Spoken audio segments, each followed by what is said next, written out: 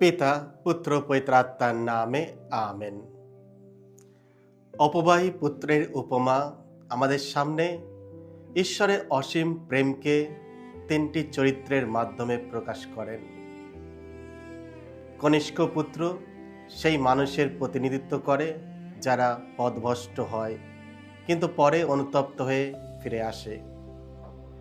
জ্যেষ্ঠ পুত্র তাদের প্রতিচ্ছবি যারা অন্যদের প্রতি ঈশ্বরের দয়া মেনে নিতে কষ্ট পায়।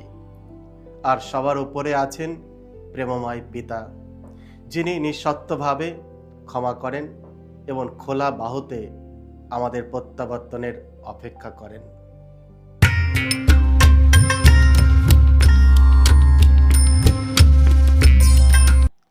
আমরা যত দূরেই যাই না কেন, আন্তরিকভাবে ফিরে এলে তার অসীম করুণা আমাদের পুনরুদ্ধার করে। খ্রিস্টে আমার পরম প্রিয়জনেরা, আজ মার্চ মাসের 7 তারিখ, তপস্যাকালের দ্বিতীয় সপ্তাহ, শনিবার।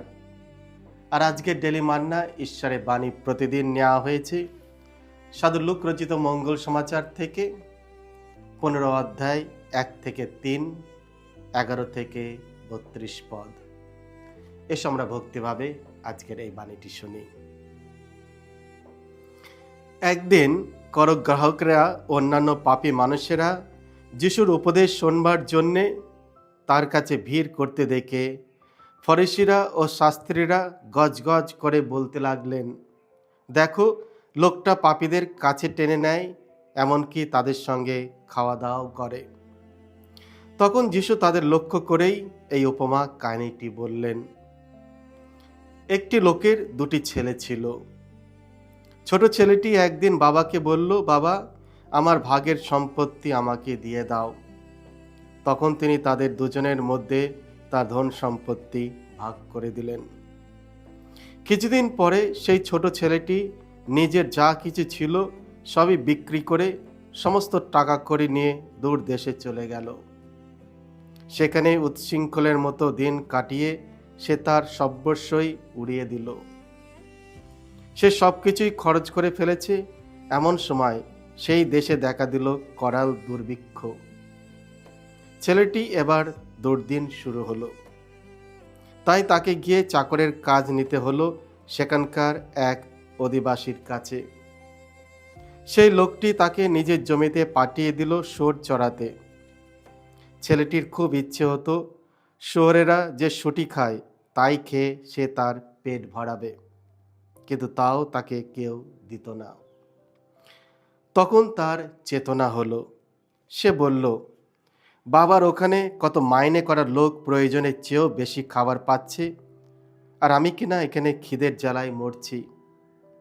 আমি এবার এই জায়গা ছেড়ে বাবার কাছে যাব আর তাকে বলবো, বাবা, আমি ঈশ্বরের কাছে আর তোমার কাছে পাপ করেছি। আমি আর তোমার ছেলে বলে পরিচিত হবার যোগ্য নয়। তাই তুমি আমাকে তোমার একজন মাইনে করার লোকের মতনই রাখো।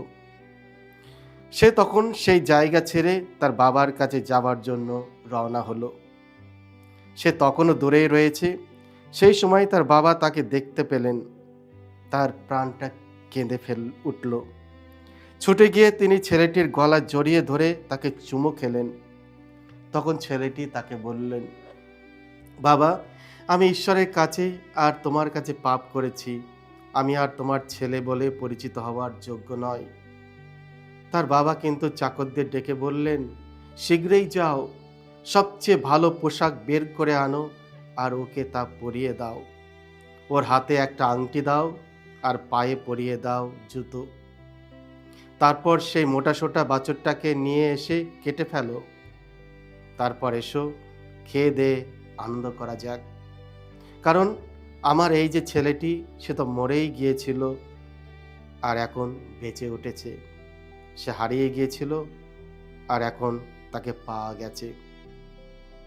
তাই তারা সকলে আনন্দ করতে লাগলো। বড় ছেলেটি তখন মাঠে ছিল। ফেরার পথে সে যখন বাড়ির কাছে পৌঁছালো তখন নাচ ও গান বাজনার শব্দ তার কানে এলো। সে একজন চাকরকে ডেকে জিজ্ঞেস করলো, এইসব আবার কি হচ্ছে? চাকরটি বলল, আপনার ভাই যে ফিরে এসেছেন, আর আপনার বাবা মোটাসোটা সেই বাছুরটাকে তাই কেটে ফেলেছেন। তিনি যে তাকে সুস্থ দেহেই ফিরে পেয়েছেন। এই কথা শুনে ছেলেটি রেগে গেল। সে ভেতরেও যেতে চাইল না। তার বাবা বাইরে এসে তাকে সাদাসাদি করতে লাগলেন, কিন্তু বাবাকে সে উত্তর দিল, ভেবে দেখো তো, এত বছর ধরে আমি দাসের মতো তোমার জন্য খেটে আসছি, একদিনও তোমার কোনো কথা অমান্য করিনি। অথচ তুমি তো আমাকে একটা ছাগল ছানাও কখনো দাওনি, যাতে আমি বন্ধু বান্ধবদের সঙ্গে আনন্দ করতে পারি। কিন্তু তোমার ওই যে ছেলে, সে বেশ্যাদের পেছনে তোমার ধন সম্পত্তি নষ্ট করেছে। সে যখন ফিরে এলো, তুমি কি না তারই জন্য মোটাসোটা সেই বাছুরটাকে কেটে ফেললে?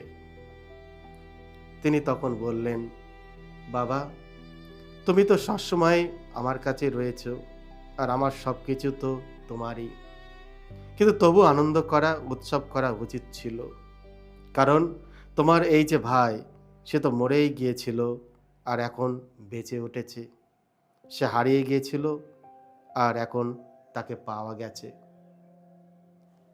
এই হলো প্রভু যিশুর মঙ্গল সমাচার। প্রভু যিশু তোমার মহিমা প্রচারিত হোক। খ্রিস্ট আমার পরম প্রিয়জনেরা, আজকের পবিত্র মঙ্গল সমাচারে যিশু খ্রিস্ট আমাদের সামনে এক অত্যন্ত সুন্দর ও হৃদয়স্পর্শী উপমা উপস্থাপনা করেন, অপবায়ী পুত্রের উপমা। এটি শুধু এক পথভ্রষ্ট ছেলের গল্প নয়, বরং এটি তিনটি হৃদয়ের গল্প: করুণাময় পিতা, অপবায়ী কনিষ্ঠ পুত্র, আর অভিমানী জ্যৈষ্ঠ পুত্র। এই তিনজন তিন ধরনের আধ্যাত্মিক মানসিকতার প্রতীক। সত্যি বলতে, জীবনের বিভিন্ন সময়ে আমরা নিজেদের এই তিনজনের মধ্যেই খুঁজে পাই। প্রথমত পিতা, ঈশ্বরের করুণার প্রতিচ্ছবি। এই উপমায় পিতা স্বয়ং ঈশ্বরের প্রতিচ্ছবি। ইহুদি সংস্কৃতে এক অবিশ্বাস্য ঘটনা ঘটে, যখন কনিষ্ঠ পুত্র তার উত্তরাধিকার দাবি করেন। সেই সময়ে উত্তরাধিকার চাওয়া মানে বাবা আর বেঁচে নেই। বাবার মৃত্যুর পর সন্তানদেরা উত্তরাধিকার দাবি করত। আজকের মঙ্গল সমাচারে আমরা শুনলাম, পিতা সব কিছু জেনেও ছেলের সঙ্গে তর্ক করেন না। তিনি তার ছেলের স্বাধীনতাকে সম্মান করেন। আর যখন সেই ছেলে ফিরে আসেন, তিনি হাত গুটিয়ে অপেক্ষা করেন না, তিনি দৌড়ে যান। সেই যুগে কোনো সম্মানিত বৃদ্ধ ব্যক্তি কখনো দৌড়াতেন না। ছেলে স্বীকারোক্তি শেষ করার আগেই পিতা তাকে আলিঙ্গন করেন, গায়ে পোশাক পরিয়ে দেয়, তার মর্যাদা ফিরিয়ে দেয়, আঙুলে আংটি পরিয়ে কর্তৃত্ব দেন, পায়ে জুতো পরান। সে আর দাস নয়, সে পুত্র হিসাবেই তাকে ফিরে পায়, এবং এক মহাভোজের আয়োজন করেন। এই আমাদের ঈশ্বর। তিনি পাপীদের অপমান করেন না, বরং তাদের মর্যাদা ফিরিয়ে দেন। অনেক সময় আমরা ঈশ্বরের কাছে ফিরতে ভয় পাই, ভাবি তিনি আমাদের তিরস্কার করবেন। কিন্তু এই উপমা আমাদের শেখায়, ঈশ্বর আমাদের অনুতাপের চেয়েও বেশি আগ্রহী আমাদের ক্ষমা করার জন্য। কনিষ্ঠ পুত্র, পথভ্রষ্ট পাপী। কনিষ্ঠ পুত্র প্রকাশ্যে বিদ্রোহের প্রতীক। সে চায় দায়িত্বহীন স্বাধীনতা, সীমাহীন ভোগ, পিতা ছাড়া জীবন। সে চলে যায় দূর দেশে। এই দূর দেশ শুধু ভৌগোলিক নয়, আধ্যাত্মিকও। পাপ আমাদের ঈশ্বর থেকে দূরে সরিয়ে নিয়ে যায়। প্রথমে সবকিছু আনন্দময় মনে হয়, কিন্তু পাপ সবসময় যতটা প্রতিশ্রুতি দেয় ততটা দেন না। শীঘ্রই তার অর্থ শেষ হয়ে যায়, বন্ধুরা হারিয়ে যায়, দুর্ভিক্ষ আসে। সে সুর চড়ানোর কাজ করতে বাধ্য হয়, যা একজন ইহুদিদের জন্য চরম অপমানের কাজ। পরিবর্তনের মুহূর্ত আসে এক শক্তিশালী বাক্যে। তখন তার চেতনা হলো। কিছু তো আমার পরম প্রিয়জনেরা, অনুতাপ শুরু হয় যখন আমরা আমাদের শূন্যতা উপলব্ধি করি। খেয়াল করুন, সে নিখুঁত প্রেম বোঝার জন্য ফেরেনি, সে ক্ষুধার্ত ছিল, তবু অসম্পূর্ণ অনুতাপও ঈশ্বরের জন্য যথেষ্ট। আমরাও কতবার নিজেদের দূর দেশে চলে যাই। আমাদের অহংকার, লালসা, লোভ, হিংসা, আত্মকেন্দ্রিকতা এগুলোই আমাদের দূরে নিয়ে চলে যায়, কিন্তু ফিরে আসার পথ সবসময় খোলা থাকে। আমি কি এই ছোট ছেলের মতো আমার ভুল বুঝে আমি পিতার কাছে ফিরে আসতে প্রস্তুত? পিতা সবসময় আমাদের প্রত্যেকের জন্য অপেক্ষা করেন, আমাদের শাস্তি দেওয়ার জন্য নয়, বরং আমাদের প্রত্যেককে নিজের কোলে তুলে নেওয়ার জন্য, আলিঙ্গন করার জন্য, আমাদের পাপ ক্ষমা করার জন্য। এসো আমরা ছোট ছেলের মতো সাহস নিয়ে পিতার কাছে ফিরে আসি, তিনি আমাদের জন্য অপেক্ষা করছেন। তৃতীয়, জ্যৈষ্ঠ পুত্র গোপনভাবে হারিয়ে যাওয়া। জ্যৈষ্ঠ পুত্র কখনো বাড়ি ছাড়েননি, কিন্তু তার হৃদয় দূরে ছিল। বাহ্যিকভাবে সে বাধ্য, কিন্তু অন্তরের প্রেমের অভাব। সঙ্গীত ও আনন্দের শব্দ শুনে সে রেগে গিয়েছিল।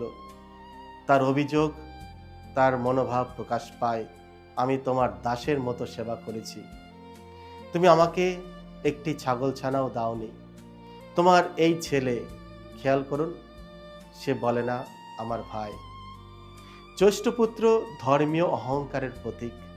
যারা নিয়ম মানে, গির্জায় যায়, বাহ্যিকভাবে ধর্মীয় অনুষ্ঠানে যোগদান করে, যদিও বাহ্যিকভাবে তাদের ধার্মিক বলে মনে হয়, কিন্তু অন্তরে ঈর্ষা, তুলনা ও বিচার পোষণ করে।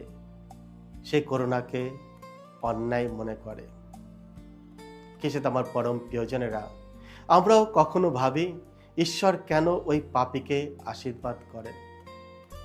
সে এত সহজে কেন ক্ষমা পেলেন ঈশ্বরের কাছ থেকে? কিন্তু করুণা কোনো পুরস্কার নয়, এটি একটি দান। এই উপমায় সবচেয়ে দুঃখজনক অংশ হলো, কনিষ্ঠ পুত্র ভোজে প্রবেশ করল, কিন্তু জ্যৈষ্ঠ পুত্র বাইরেই রয়ে গেল। শুধু বাহ্যিক বিশ্বস্ততা যথেষ্ট নয়, আমাদের পিতার হৃদয়ও ধারণ করতে হবে। আজকের এই সুসমাচার আমাদের প্রত্যেকের জন্য একটি প্রশ্ন রেখে যায়, আমি আজ কোথায় দাঁড়িয়ে আছি? আমি কি সেই কনিষ্ঠ পুত্র, ঈশ্বর থেকে দূরে কিন্তু ফিরতে ভয় পাচ্ছি? আমি কি জ্যৈষ্ঠ পুত্র, বাহ্যিকভাবে বিশ্বস্ত কিন্তু অন্তরে তিক্ত? নাকি আমি করুণাময় পিতার মতো হতে শিখেছি, দয়ালু ও ক্ষমাশীল? এই তপস্যাকালে এসো আমরা দূর দেশ থেকে ফিরে আসার চেষ্টা করি। কিসে আমার পরম প্রিয়জনেরা, এই তপস্যাকালে এসো যদি আমরা দূর দেশে চলে যাই, আমাদের পাপময় জীবনযাপন করে আমরা সেই কনিষ্ঠ পুত্রের মতো ফিরে আসার চেষ্টা করি ও ইমান ছেড়ে দেওয়ায় পুণ্যমিলনের ভোজে প্রবেশ করি।